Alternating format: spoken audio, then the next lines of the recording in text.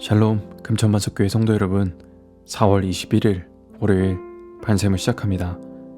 오늘 본문 말씀은 누가복음 24장 13절에서 35절 말씀입니다. 그날에 그들 중 둘이 예루살렘에서 25里되는 엠마오라 하는 마을로 가면서 이 모든 된 일을 서로 이야기하더라. 그들이 서로 이야기하며 문의할 때에 예수께서 가까이 이르러 그들과 동행하시나 그들의 눈이 가리어져서 그인 줄 알아보지 못하거늘 예수께서 이르시되 너희가 길 가면서 서로 주고받고 하는 이야기가 무엇이냐 하시니 두 사람이 슬픈 빛을 띠고 머물러 서더라.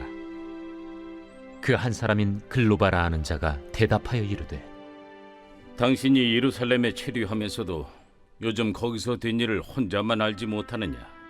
무슨 일이냐?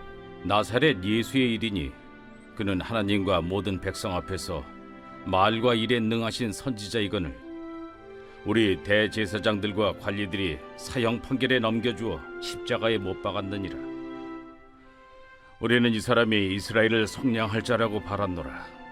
이뿐 아니라 이 일이 일어난 지가 사흘째요. 또한 우리 중에 어떤 여자들이 우리로 놀라게 하였으니 이는 그들이 새벽에 무덤에 갔다가 그의 시체는 보지 못하고 와서 그가 살아나셨다 하는 천사들의 나타남을 보았다 함이라.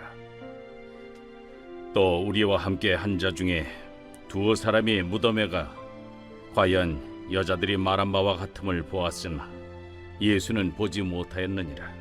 미련하고 선지자들이 말한 모든 것을 마음에 더디 믿는 자들이여, 그리스도가 이런 고난을 받고 자기의 영광에 들어가야 할 것이 아니냐. 이에 모세와 모든 선지자의 글로 시작하여 모든 성경에 쓴 바 자기에 관한 것을 자세히 설명하시니라. 그들이 가는 마을에 가까이 가매 예수는 더 가려 하는 것 같이 하시니 그들이 강권하여 이르되 우리와 함께 유하사이다. 때가 저물어 가고 날이 이미 기울었나이다. 이에 그들과 함께 유하러 들어가시니라. 그들과 함께 음식 잡수실 때에 떡을 가지사 축사하시고 떼어 그들에게 주시니 그들의 눈이 밝아져 그인 줄 알아보더니 예수는 그들에게 보이지 아니하시는지라. 그들이 서로 말하되 길에서 우리에게 말씀하시고 우리에게 성경을 풀어주실 때에 우리 속에서 마음이 뜨겁지 아니하더냐?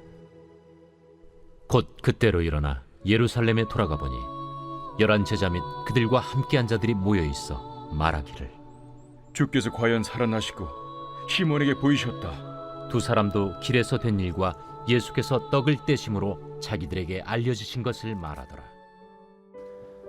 다시 뜨거워지는 마음이라는 제목으로 말씀 나누도록 하겠습니다.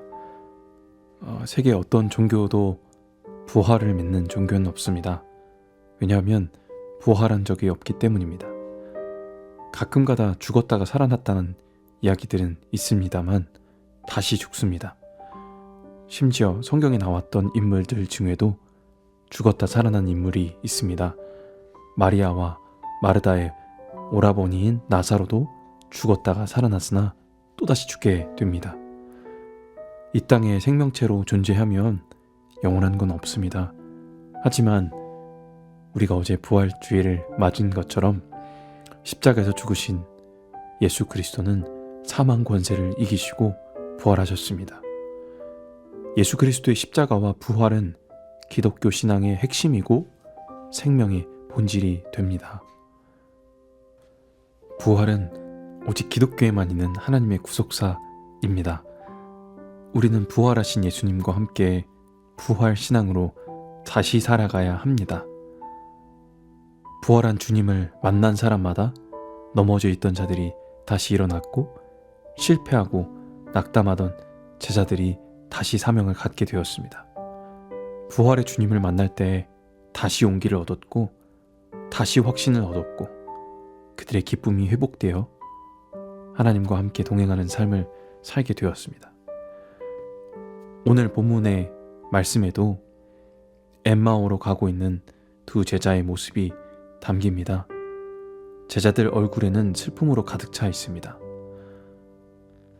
영적인 눈이 어두워져서 동행하고 계신 주님을 보지도 못하고 세상의 무거운 짐과 슬픔과 걱정으로 걸음을 걸어갑니다. 제자들은 이상한 소문을 듣고 있었습니다. 안식 후 첫날 어두울 때에 막달라 마리아가 예수님이 묻혀 있었던 무덤을 찾아갑니다. 그리고 돌문이 옮겨져 있고 예수님이 시신이 없는 것을 발견합니다. 동굴에 들어가 보니 예수님의 몸은 사라졌고 세마포가 돌 위에 있었고 머리를 감쌌던 수건이 있었다고 합니다. 다른 11 사도들과 함께 있었던 사람들에게도 예수님 부활의 소식을 전해줬지만 제자들도 그 말을 믿기 어려웠었던 겁니다. 엠마오로 가던 두 제자들은 과거 예수님을 열심히 따르던 제자들이었습니다. 그런데 이 사건으로 인하여 어떤 어려움이 닥칠지 모른다는 생각으로 예루살렘에서 11km 정도 떨어진 엠마오로 도망가고 있었습니다. 그런데 문제는 이 두 제자는 예수님의 말씀대로 갈릴리로 가야 했던 사람들이라는 겁니다. 마태복음 28장 7절에 예수님께서 제자들에게 너희보다 먼저 갈릴리로 가시나니 거기서 너희가 배우리라 라고 천사가 말씀합니다. 그런데 이와 전혀 반대인 서쪽의 엠마오로 가고 있었던 겁니다. 그렇게 터덜터덜 길을 걸어갈 때 부활하신 예수님께서 그들을 찾아오셨습니다.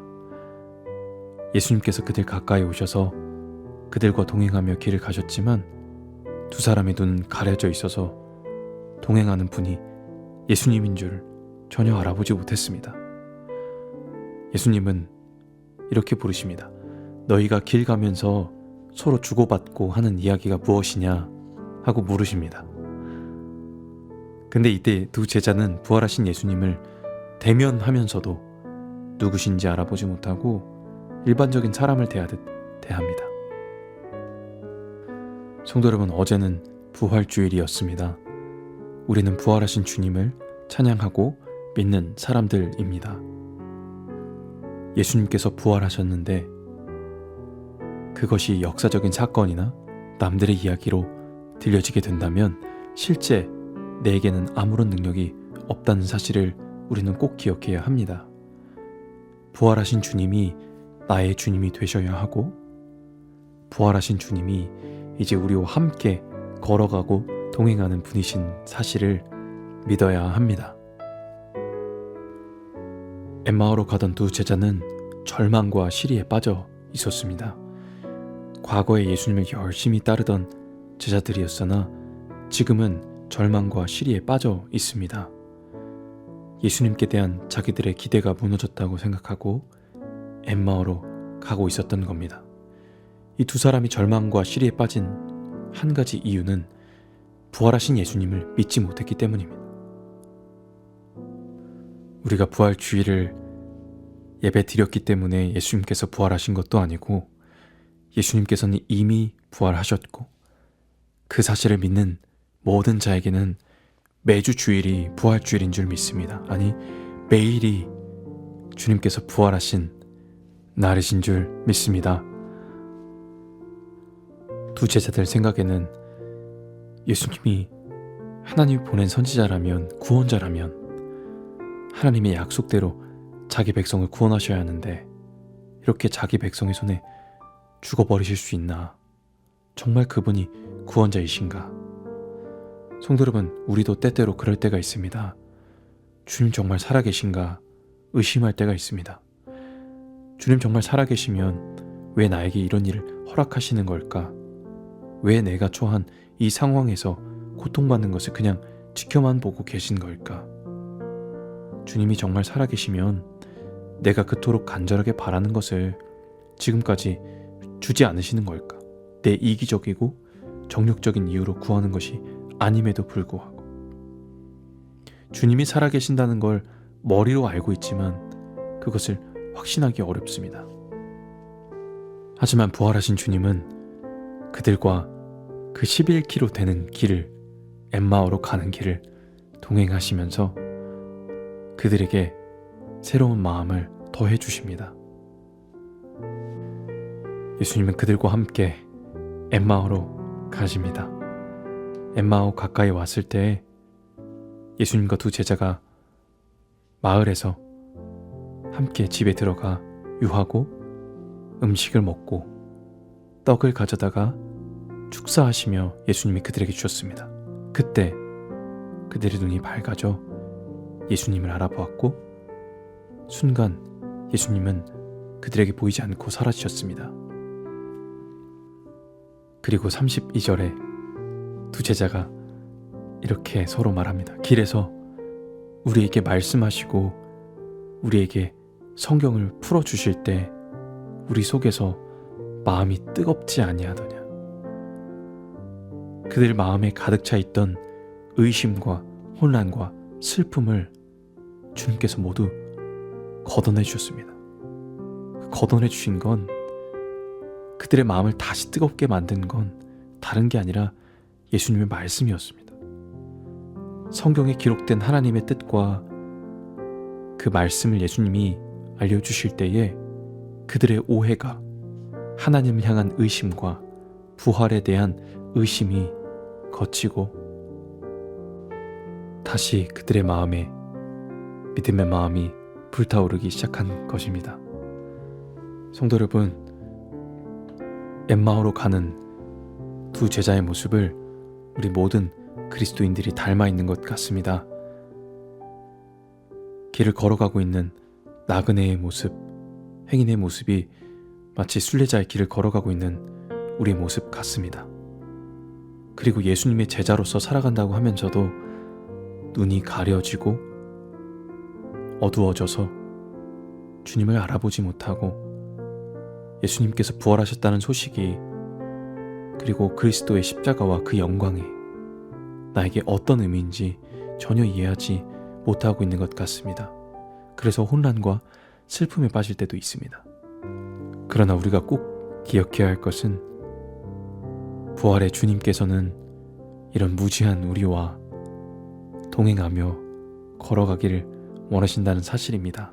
그리고 우리가 주님과 함께 동행할 때 주님의 말씀을 들을 때에 그 말씀을 통해 우리 영적인 눈이 열려 눈이 밝아져 주님을 바라보게 되고 또한 그로 인해 우리 마음이 뜨거워지기 시작하는 겁니다. 이것이 부활하신 예수 그리스도를 만난 사람들의 반응인 줄 믿습니다. 이제 이 두 제자는 부활하신 예수님을 만나 증인이 됩니다.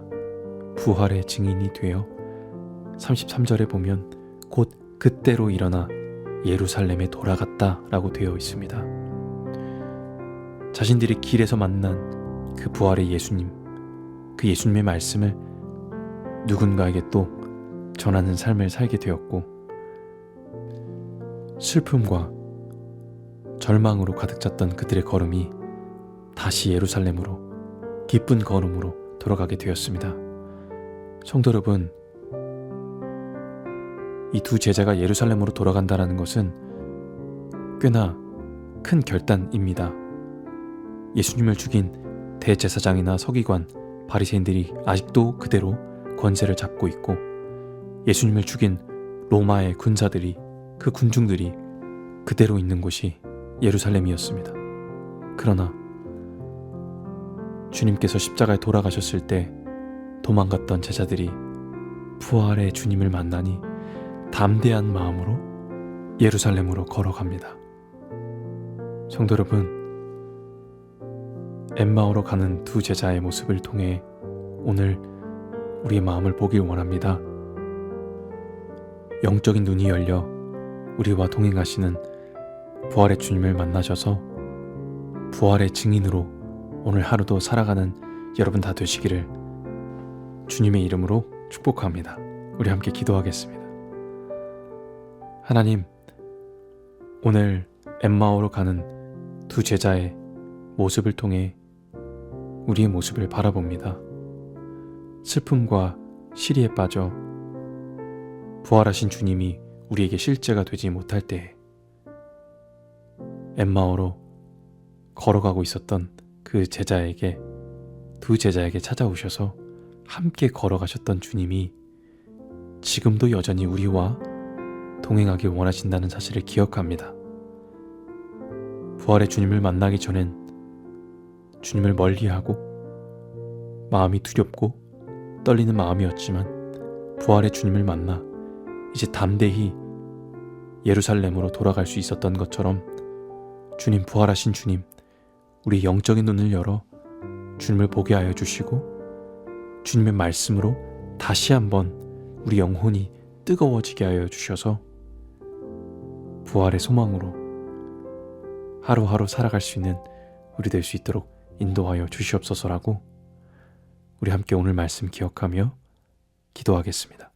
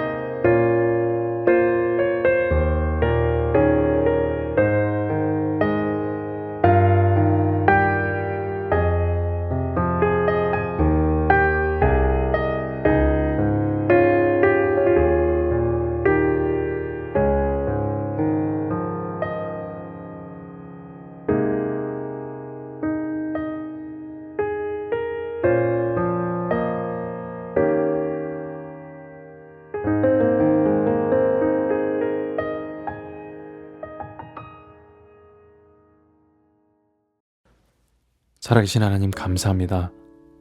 오늘도 우리에게 변함없이 말씀 주셔서 감사합니다.